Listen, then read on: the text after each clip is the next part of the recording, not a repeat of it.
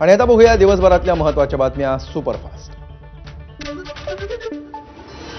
दिल्ली स्फोटाप्रकरणी मोठा खुलासा झालाय। भारतामध्ये हमास सारखा हल्ला करण्याची तयारी सुरू होती। ड्रोन, बॉम्ब आणि लहान रॉकेट तयार केले जात होते अशी माहिती सूत्रांनी दिली आहे। दहशतवादी उमरचं स्फोटाआधीचं आणखी एक सीसीटीव्ही समोर आलंय। दिल्ली दहशतवादी स्फोटाप्रकरणी हरियाणातील फरीदाबादमधील अल फलाह विद्यापीठ रडारवर आहे। दिल्लीतील ओखला कार्यालयावर केंद्रीय एजन्सीची छापेमारी सुरू आहे। दिल्ली दहशतवादी हल्ल्याआधी उमरनं केलेला व्हिडिओ समोर आलाय। लाल किल्ला मेट्रो स्टेशनजवळ उमरनं कारमध्ये स्फोट घडवून आणला होता। त्या व्हिडिओतून उमरनं दहशतवादी आत्मघाती हल्ल्याचं समर्थन केलं।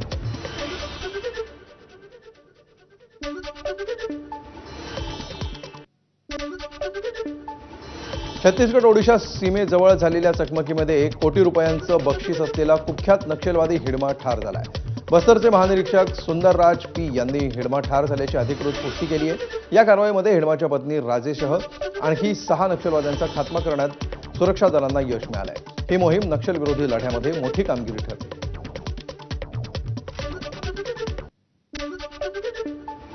पुण्यातील नवले पुलावरील अपघाताचा अहवाल येण्यास आरटीओकडून उशीर होत असल्यामुळे आणखी 2 दिवस लागणार आहेत। नवले पुलावरील अपघाताची कारणं शोधण्यासाठी आरटीओचा अहवाल महत्त्वाचा आहे। नवले पूल अपघातामध्ये कंटेनरचा गिअरबॉक्स जळाल्यामुळे तांत्रिक विश्लेषणासाठी अडचणी येत आहे।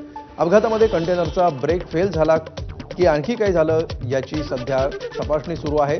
ट्रक राजस्थान पासिंगचा असल्यामुळे आरटीओकडून या प्रकरणी पाहणी करून अहवाल बनवायचं काम सुरू आहे। या अपघातामध्ये 8 प्रवाशांचा मृत्यू झाला होता। घाटकोपर होर्डिंग दुर्घटना प्रकरणाला निलंबित आयपीएस अधिकारी कैसर खालिद यांच्या अडचणीमध्ये वाढ झाली आहे। एसीबीच्या अहवालामध्ये भ्रष्टाचाराचे पुरावे आढळल्यामुळे एफआयआरमध्ये भ्रष्टाचार प्रतिबंधक कायद्यातील नवी कलमं जोडण्यात आली आहे। 13 मे 2024 रोजी घाटकोपरमधील पेट्रोल पंपावर होर्डिंग कोसळून 17 जणांचा मृत्यू झाला होता। चौकशीमध्ये खालिद यांनी इजिओ मीडिया याला होर्डिंगची परवानगी देताना नियम आणि निविदा प्रक्रिया पाळली नसल्याचं दिसून आलं। व्यापारी मोहम्मद रईस खान यांनी खालिद यांच्या पत्नीशी संबंधित कंपनीला 30 लाख दिल्याचा आणि त्यांच्या अमेरिकेतील हॉटेल खर्च उचलल्याचाही आरोप करण्यात आला। नाशिकच्या इंदिरानगर परिसरामध्ये एका मांत्रिकानं तंत्रविद्येच्या माध्यमातून पूजाविधी करत थेट जमिनीतून सोनं काढण्याचं आमिष दाखवत एका महिलेचं अनेक वर्ष लैंगिक शोषण केलंय। तर महिलेची तब्बल 50 लाखांची आर्थिक फसवणूक केल्याची घटना उघडकीला आली आहे। या प्रकरणी गणेश जगताप नामक भोंदूबाबा विरोधात इंदिरानगर पोलीस ठाण्यामध्ये विविध कलमान्वये गुन्हा दाखल करण्यात आला आहे। बंगला घेऊन देतो, फ्लॅट मिळवून देतो, जमिनीतून सोनं काढून देतो, पैशांचा पाऊस पाडून देतो अशा अनेक खोट्या आश्वासनांनी फिर्यादी आणि तिच्या कुटुंबियांकडून सुमारे 50 लाख रुपयांची फसवणूक करत तिचा लैंगिक शोषण केल्याचं आरोप आहे। या घटनेनंतर अंधश्रद्धा निर्मूलन समितीकडून या भोंदूबाबाच्या विरोधात कठोर कारवाईची मागणी करण्यात आली आहे। गणेश जगताप हा भोंदूबाबा सध्या फरार आहे आणि इंदिरानगर पोलिसांकडून त्याचा शोध सुरू आहे। तंत्रमंत्र तंत्रविद्या करून जमिनीतील सोन्याचा हंडा काढून देतो असे आमिष दाखवून नाशिक येथील एका महिलेचे तब्बल 15 वर्ष लैंगिक शोषण करणाऱ्या गणेश जयराम जगताप उर्फ बडे बाबा याच्या विरोधात इंदिरानगर पोलीस स्टेशनमध्ये गुन्हा दाखल झालेला आहे। त्याला कडक शासन होईल जेणेकरून इतर बंधुगिरीलाही आळा बसू शकेल यासाठी आम्ही त्यांना पोलिसांना नम्र निवेदन करीत आहोत। पिंपरी चिंचवड महापालिकेच्या निवडणुकीसाठी काढलेले आरक्षण सोडतीनंतर आता राज्य निवडणूक आयोगानं 2 प्रभागातील 4 जागांवरील आरक्षणामध्ये बदल केलाय। नागरिकांचा मागास प्रवर्ग महिला आरक्षणामध्ये बदल झालाय। प्रभाग क्रमांक 30 मधील ओबीसी जागा महिलांसाठी आरक्षित झाल्यामुळे प्रभाग क्रमांक 19 मधील ओबीसी जागेवरील महिला आरक्षण रद्द झालंय। सर्वसाधारण जागेवरील प्रभाग क्रमांक 30 मधील महिला आरक्षण रद्द झालं असून प्रभाग क्रमांक 19 मधील एक सर्वसाधारण जागा महिलांसाठी आरक्षित झाली आहे। दरम्यान 2 प्रभागातल्या 4 जागांवर झालेला हा बदल अनेक इच्छुकांसाठी परिणामकारक ठरणार आहे। राष्ट्रवादी आणि भाजपमधील सोलापूरच्या मोहोळ तालुक्यातील अनगळ ग्रामपंचायतीतील वाद शिगेला पोहोचलाय। या नगरपंचायत निवडणुकीमध्ये राष्ट्रवादीच्या उमेदवारांना भाजपच्या राजन पाटील यांनी अर्ज भरू दिला नसल्याचा गंभीर आरोप करण्यात आलाय। नगराध्यक्षपदासाठी देखील राष्ट्रवादीच्या महिला उमेदवार थिटे यांनी पहाटे जाऊन अर्ज भरला होता।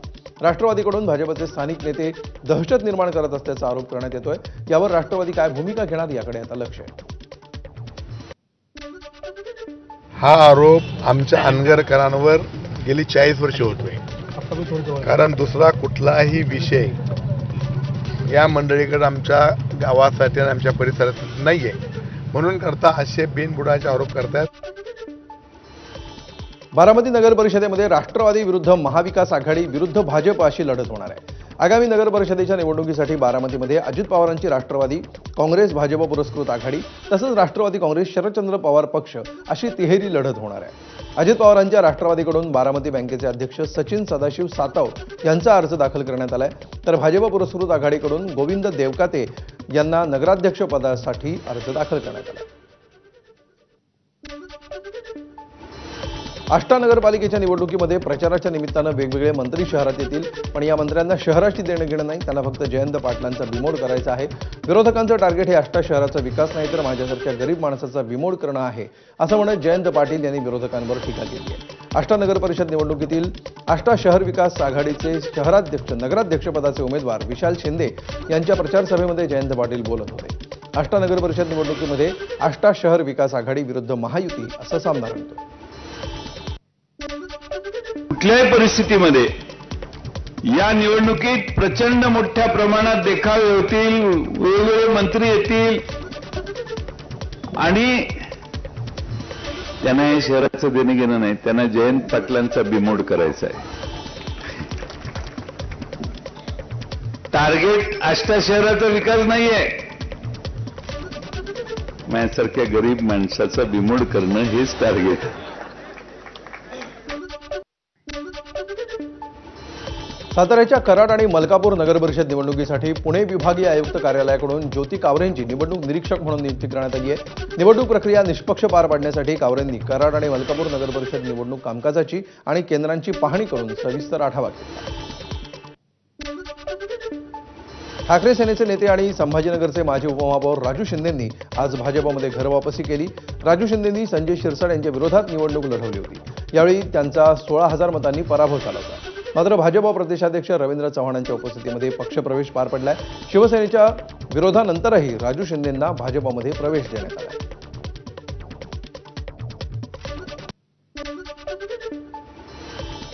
शिवसेनेचे आमदार आणि माजी मंत्री तानाजी सावंत यांनी पुन्हा राष्ट्रवादी काँग्रेसवर आगपाखडी केली आहे. अजित पवारांच्या राष्ट्रवादी काँग्रेसनं विधानसभा निवडणुकीमध्ये शिवसेनेच्या 60 आमदारांविरोधात काम केलं असा गौप्यस्फोट तानाजी सावंतांनी केलाय.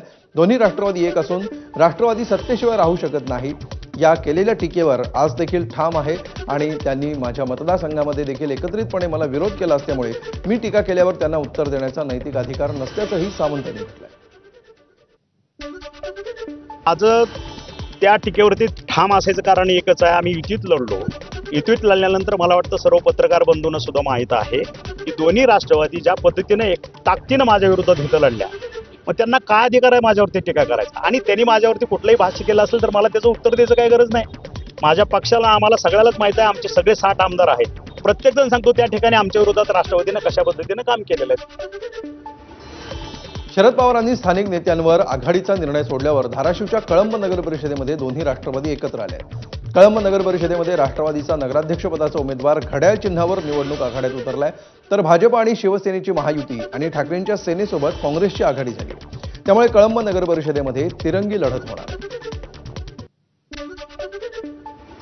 नगरपालिका निवडणुकीच्या तोंडावर कन्नडमध्ये शिवसेनेला मोठा झटका बसलाय. शिवसेना जिल्हाध्यक्ष राहिलेले आणि आता जिल्हा संघटक असलेले भरतसिंग राजपूत यांनी शिवसेनेला जय महाराष्ट्र केलाय.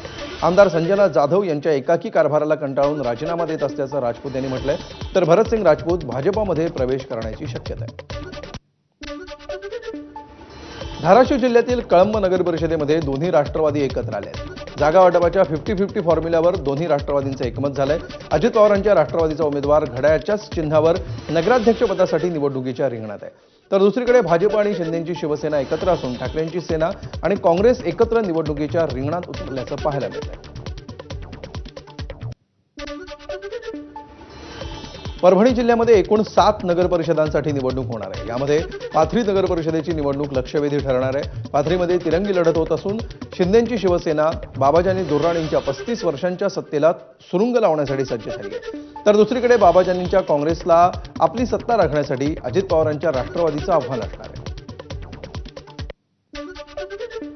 काय पलट केलं विरोधकांनी मला सांगा ना. 35 वर्ष भोगितले, त्याच्यानंतर 35 कोटी रुपये 35 वर्षात आणले नाही त्यांना. आम्ही तर 2 वर्षात 35 कोटी रुपये आणले.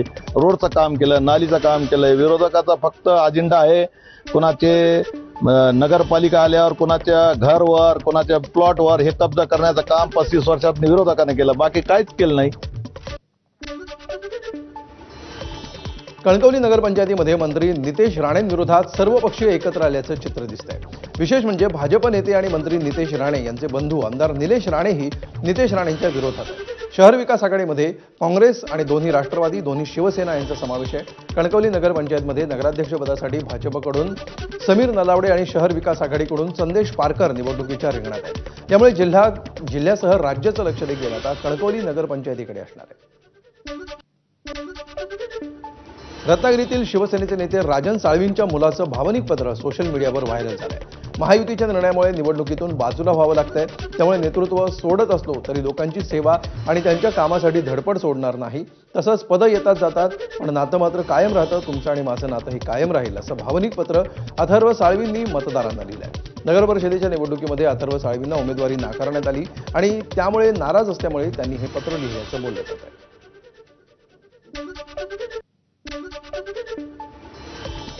रायगडच्या कर्जत खालापूर मतदारसंघाचे माजी आमदार सुरेश लाड यांची सून स्वाती लाड नगराध्यक्षपदासाठी निवडणुकीच्या रिंगणात उतरल्या.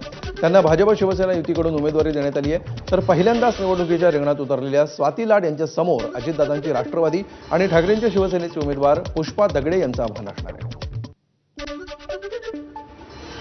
रत्नागिरीच्या गुहागरमधील वॉर्ड क्रमांक 13च्या लढतीकडे सगळ्यांचं लक्ष लागलंय. त्याचं कारण म्हणजे या वॉर्डमधून वडील आणि मुलगाच एकमेकांविरोधात लढणार असल्याचे चित्र आहे. शिंदेच्या शिवसेनेकडून राजेंद्र भागडेंना उमेदवारी देण्यात आली आहे. तर अजित पवारांच्या राष्ट्रवादीकडून सौरभ भागडे निवडणुकीच्या रिंगणात उतरले आहेत. यामुळे वडील की मुलगा कोण मारणार बाजी हे पाहणं आता औत्सुक्याचं असेल. रत्नागिरीच्या खेडमध्ये मंत्री योगेश कदम विरुद्ध भाजपच्या वैभव खेडेकरांमध्ये राजकीय अस्तित्वाची लढाई पाहायला मिळते.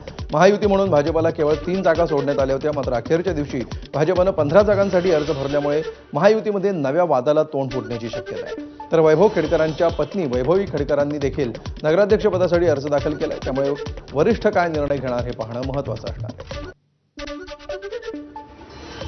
मनपा निवडणुकीच्या तोंडावर भाजपमध्ये पुन्हा एकदा मुनगंटीवार विरुद्ध जोरगेवार हा वाद उफाळून आलाय. पक्षानं आमदार किशोर जोरगेवारांची निवडणूक प्रमुख म्हणून नियुक्ती केली. प्रदेश भाजपकडून चंद्रपूर भाजपचे शहराध्यक्ष सुभाष कांचा गोटवार यांना इच्छुक उमेदवारांचे आवेदन स्वीकारायला सांगण्यात आलंय. याचप्रमाणे सुभाष कासन गोदवार यांनी आमदार किशोर जोरगेवार यांच्या कार्यालयामध्ये इच्छुक उमेदवारांना आवेदन सादर करायला सांगितलं. मात्र त्याचवेळी सुधीर मुनगंटीवार यांच्या गटाचे माजी चंद्रपूर शहराध्यक्ष राहुल पावडे यांनी देखील सुधीर मुनगंटीवार यांच्या कार्यालयामध्ये इच्छुक उमेदवारांनी अर्ज सादर करावेत असं आवाहन केलं. यावरून इच्छुकांमध्ये आता संभ्रम निर्माण झाला. बुलढाणा नगर परिषद निवडणुकीसाठी 2 दिवसांपूर्वीच काँग्रेस आणि वंचितनं पत्रकार परिषद घेत युती जाहीर केली होती. मात्र काल बुलढाणा नगराध्यक्षपदासाठी काँग्रेसच्या अधिकृत उमेदवार लक्ष्मीबाई काकस यांनी काँग्रेसकडून उमेदवारी दाखल केल्यानंतर वंचितनं देखील संगीता हिरवळेंना उमेदवारी देत अर्ज दाखल केलाय. मात्र यामुळे काँग्रेस पुढे नवा पेच उभा राहिला.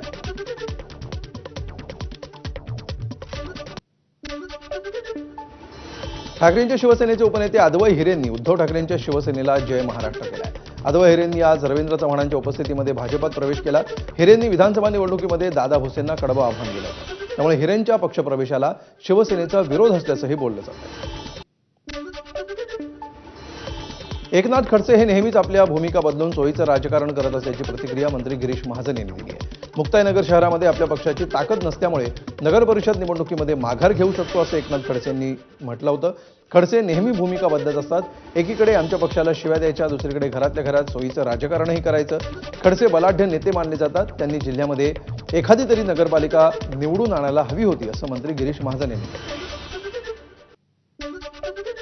आपली भूमिका बदलत राहतात. म्हणजे इकडे पक्षाला आमच्या शिवाय द्यायच्या, लगेच घरातल्या घरात सोयीचं राजकारण करायचं, हा त्याचा उद्योग लोकांच्या समोर आता आलेला आहे. थोडे बलाढ्य नेते आहेत, पण त्यांनी जिल्ह्यामध्ये मी म्हणतो त्यांच्या मतदारसंघात जाऊ द्या, तिथं काही नाही, त्याचं ते म्हणतात तर माझं काही राहिलेलं नाही इथे म्हणून मुक्ताईनगरमध्ये, बोदवडमध्ये. पण मला असं वाटतं की त्यांनी जिल्ह्यात तरी एवढ्या 11-12 नगरपालिका आहेत, नगर परिषद आहेत, एखादी तर निवडून आणायची ना मग, बरोबर. पारनेर नगरपंचायतीच्या उपनगराध्यक्ष जायदा शेख यांनी आपल्या पदाचा राजीनामा दिला. त्यांचा 2.5 वर्षांचा कार्यकाळ पूर्ण होताच त्यांनी आपल्या पदाचा राजीनामा दिला.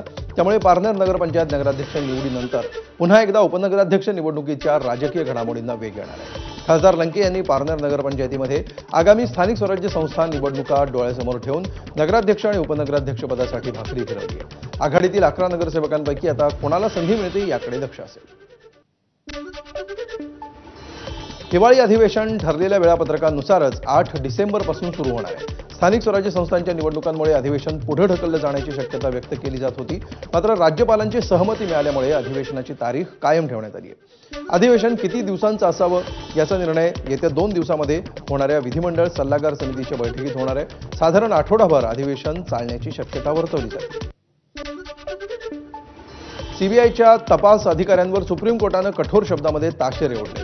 सीबीआयचे तपास अधिकारी बोगस आहेत, सेवेत राहण्यायोग्य नाहीत असे ताशेरे सुप्रीम कोर्टानं ओढले. हिमाचल प्रदेश पॉवर कॉर्पोरेशन लिमिटेडच्या अधिकारी विमल नेगी यांच्या मृत्यू प्रकरणामध्ये तपास करणाऱ्या सीबीआय अधिकाऱ्यांच्या क्षमतेवरच सर्वोच्च न्यायालयानं थेट प्रश्न उपस्थित केले. न्यायमूर्ती असादुद्दीन अमानुल्ला आणि न्यायमूर्ती प्रशांत कुमार मिश्रा यांच्या खंडपीठासमोर देशराज यांनी दाखल केलेल्या अटकपूर्व जामिनाच्या याचिकेची सुनावणी सुरू होती. सीबीआयनं देशराज हे तपासामध्ये सहकार्य करत नाहीत असा दावा केला होता. मात्र न्यायालयानं तो युक्तिवाद फेटाळून लावला. तपासाची ही पातळी मान्य होणार नाही असं कोर्टानं खडसावलं. सध्या राज्यभरात बिबट्यानं धुमाकूळ घातलाय. मात्र वनमंत्री गणेश नाईक जनता दरबार घेण्यामध्ये व्यस्त असल्याचा आरोप महायुतीमधील शिवसेनेनंच गणेश नाईकांवर केलाय. अधिकाऱ्यांना वेठीस धरलं जात असल्यामुळे या विरोधामध्ये न्यायालयामध्ये याचिका केली असल्याचं शिवसेना जिल्हाप्रमुख किशोर पाटकर यांनी म्हटलं. बिबट्यांनी नुसता धुमाकूळ घातला की महाराष्ट्रावर लहान लहान लेकरांचे जीव जातात. ते वन खातं तिकडे लक्ष दिलं पाहिजे ना. दुसऱ्या लोकांच्या खात्यामध्ये त्यांचा काय अधिकार नसताना कशाला लुडबुड करायची. कोणताच मिनिस्टर वन खात्याबद्दल कधी काय बोलतो काय, मी इकडे काय करणार, फक्त ह्यांचंच हे चालू आहे. तर मी ह्या गोष्टीच्या विरोधात न्यायालयात गेलेलो आहे. मी जनता दरबारच्या विरोधात गेलो नाही. अधिकाऱ्यांना न बोलवता त्यांनी पाहिजे तेवढे जनता दरबार लावावे, पण अधिकाऱ्यांना वेठीस धरू नये.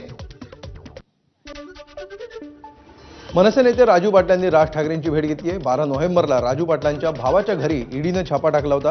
त्यानंतर त्यांचे भाऊ विनोद पाटील आणि कुटुंबियांची ईडीकडून चौकशी करण्यात आली. यानंतर राजू पाटलांनी आज राज ठाकरेंची भेट घेत पुढील घडामोडींवर चर्चा केल्याची माहिती आहे. चंद्रपूरमध्ये रस्त्याचं भूमिपूजन करायला आलेले आमदार किशोर जोरगेवार यांना काँग्रेसच्या माजी नगरसेवकांनी प्रचंड विरोध केलाय. ज्या रस्त्याचं भूमिपूजन आमदार करायला आले त्या रस्त्याची मंजुरी आघाडी सरकारच्या काळात मिळाली आणि त्याचं 70% काम पूर्ण झाल्यावर आता नव्यानं त्याच रस्त्याचं भूमिपूजन कशाला असा सवाल करत काँग्रेसचे माजी नगरसेवक राजेश आड्डर यांनी विरोध केला.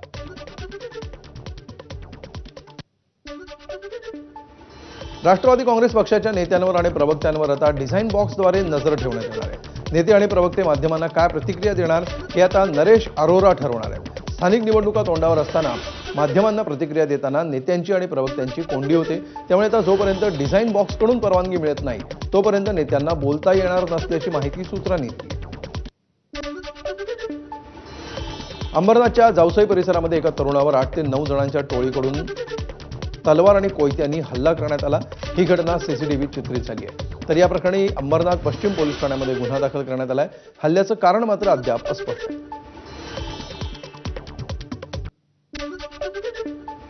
नागपुरात गो तस्करी करणाऱ्या एका व्यक्तीला विवस्त्र करून मारहाण करण्यात आली. पवनी भंडारा मार्गे नागपुरामध्ये गो तस्करीचं वाहन घेऊन येणाऱ्याला 4 ते 5 जणांनी बेदम चोप दिलाय.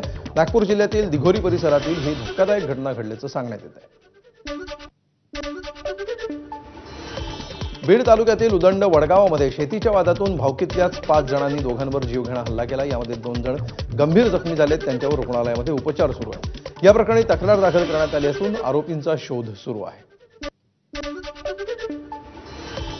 नागपूरच्या कामठी रोडवर 4 तरुण एका स्कूटीवरून धोकादायक स्टंटबाजी करत प्रवास करतानाचा व्हिडिओ समोर आलाय. स्कूटीवर 4 जण जीव धोक्यात घालून प्रवास करत होते. या घटनेची वाहतूक पोलिसांनी तात्काळ दखल घेतली आहे. व्हिडिओतील स्कूटी चालक आणि त्यांच्या सोबत असलेल्या तरुणांचा शोध पोलिसांकडून सुरू आहे. दरम्यान अशा बेफिकीर स्टंटबाजीवर कठोर कारवाई करण्याची मागणी नागरिकांकडून करण्यात येते.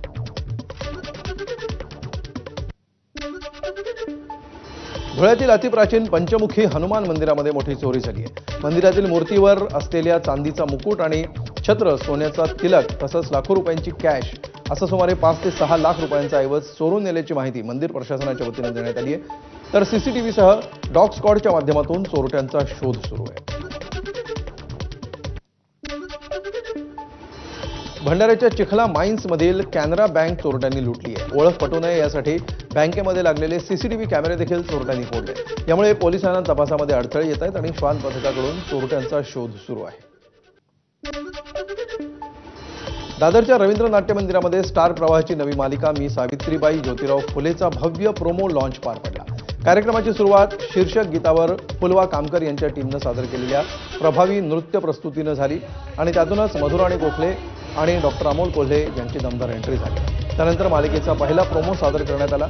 सावित्रीबाई आणि महात्मा फुलेंच्या क्रांतिकारी कार्याचा इतिहास नव्या पिढीपर्यंत पोहोचवण्याचा प्रयत्न या मालिकेतून होणार आहे.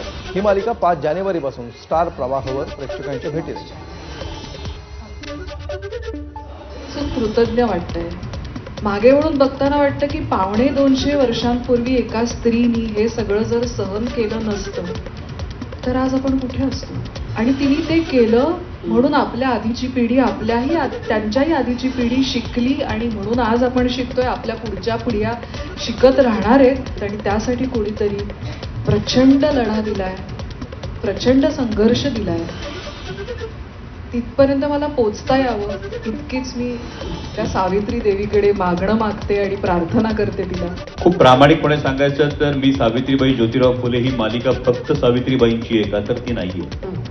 म्हणजे उंबरठ्याच्या बाहेर पाऊल टाकून कर्तृत्वाच्या आकाशात भरारी घेऊ इच्छिणाऱ्या प्रत्येक स्त्रीची ही मालिका आहे.